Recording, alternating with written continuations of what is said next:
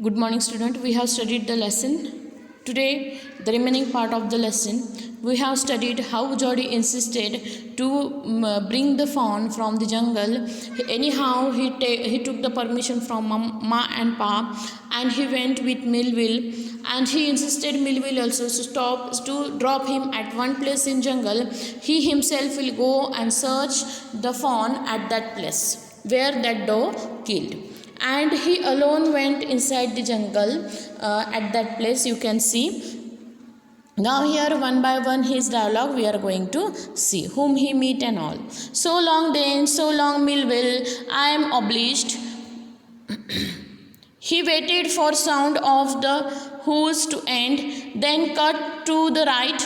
The scrub was still, only his own crackling of twigs sounded across the silence. He wondered for an instant if he had mistaken his direction.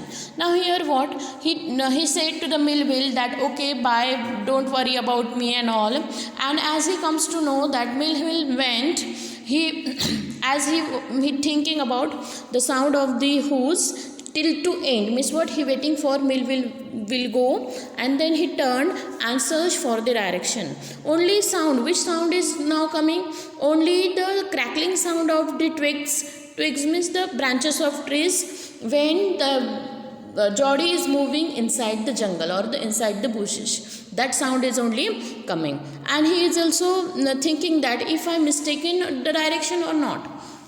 Let's see. Now here then a bird rose in front of him and flapped into air. Means different type. You can see the bird come and flapped in the air. Okay, that sound is the burst sound. The sand showed large cat prints, but the big cats killed fresh, and they had left the door to the carrion birds. Now here we know that the eagle, owl, these are the tertiary animals which eat the flesh of other animals. So this is the place. You can see that this doe was killed. Okay, and these birds are there and taking the flesh of that doe. He came into the clearing under the oak tree. Jody come. See this from here. His whole how he is coming, how he is running. All information is given. All pictures of boys which is in this picture. All are the Jodys. Okay, step by step he is going forward. Now he threw his bow at them, and they flew into an adjacent tree. Now he threw something at near to that doe, and all buzzards, all tertiary animals, all eagles and all, they go in the one tree. Buzzard sat in a before that, this is the, I think I explained.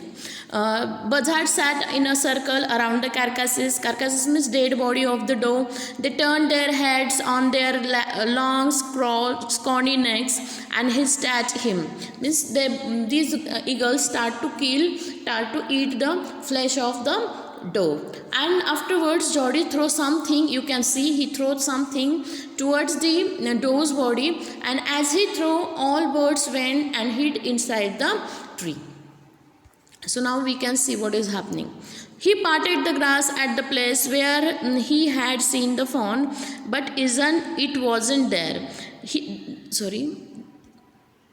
The buzzards cracked their twigs, impatient to return to the business. He returned to the spot where the fawn had emerged and dropped on all fours, studying the sand for the small hoof prints. The night's rain had washed away all tracks except those of the buzzards and the big cats.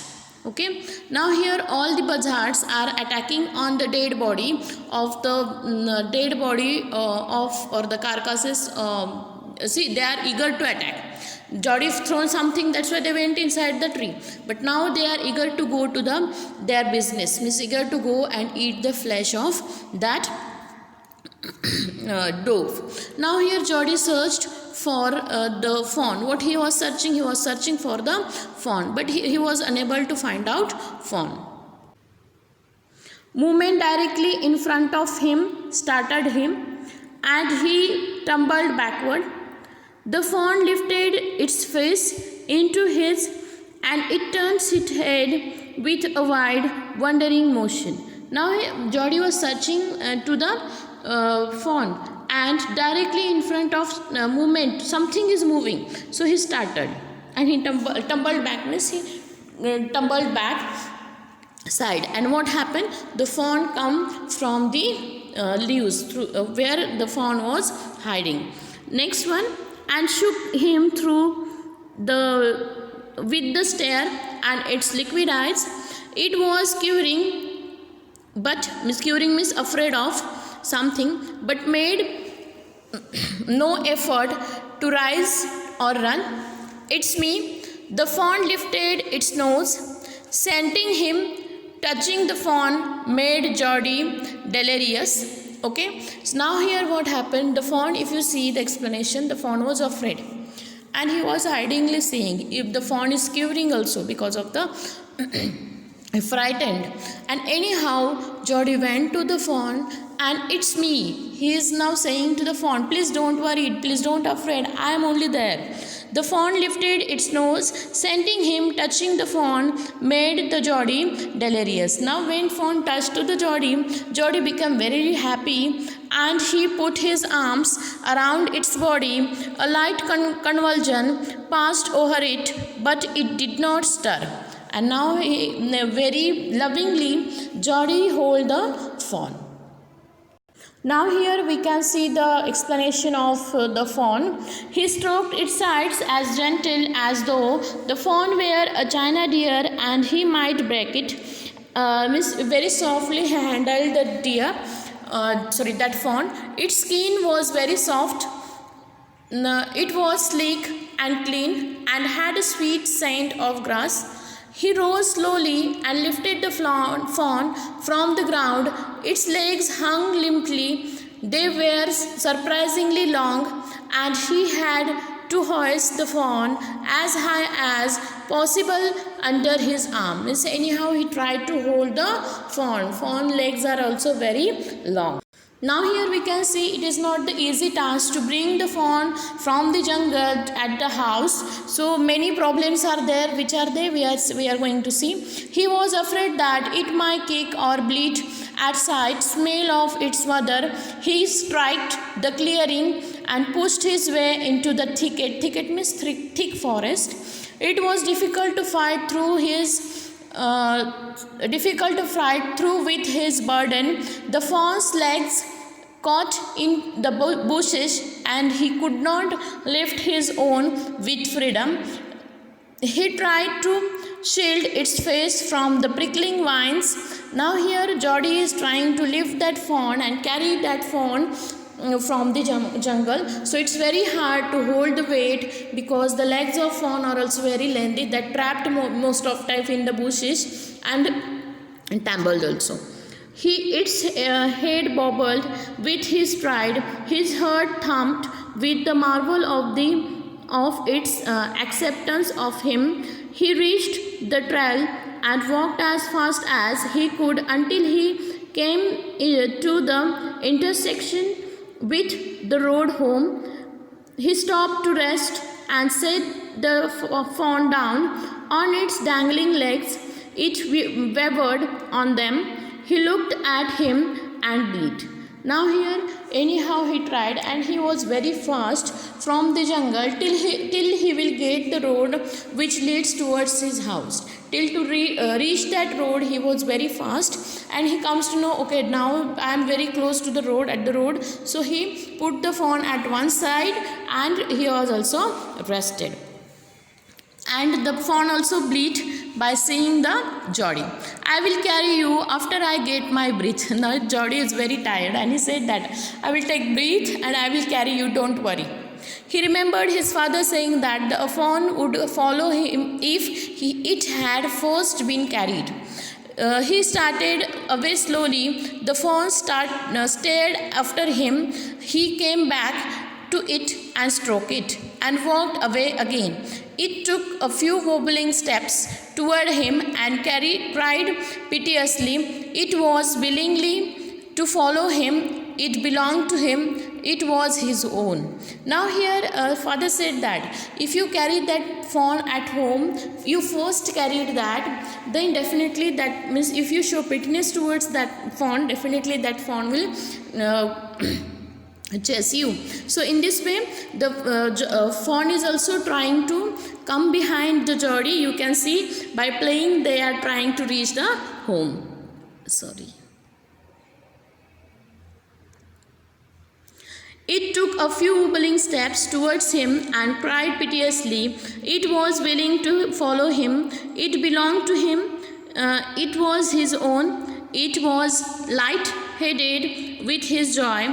He wanted to fondle it, to run and roam with it, to call it to come to him. Now they are going. See, fawn, a small dog is coming behind you. You are going ahead. You are calling the dog. The dog is running towards you. This scene only same we are seeing here. That fawn is coming behind the Jodi. Jodi is calling to him. So both are very happy.